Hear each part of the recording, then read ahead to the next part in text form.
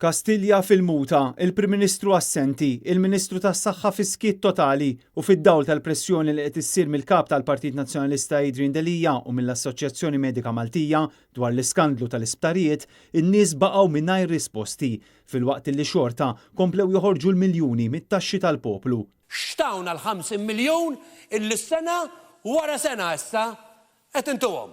X'ġabu f'pajjiżna?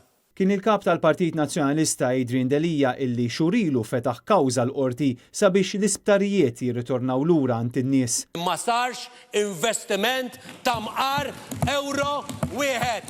Dan kien kuntratt illi kien iddiżenjat biex ifalli, biex jisraqna, biex joħdilna 50 miljun minn butna u l-gvern irid jagħti rendikont ta' għanilu. U issa anke l-Assoċjazzjoni tat-Tobba qed tikxef b'mod ċar kif dan id-deal huwa wieħed fallut.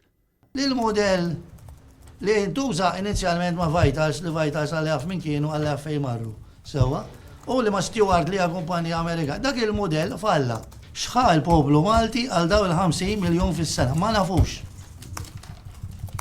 Jekk tot it-total li ħriġna s'issa fuq daw il-5 snin, sewa, għandek ammont konsiderevoli ta' flus. Il-mam qed tibqa' tinsisti li dawn il-miljuni kollha setgħu jintefqu aħjar sabiex il-poplu Malti u Awċi tassew ikollu servizz tas-saħħa ta' eċċellenza.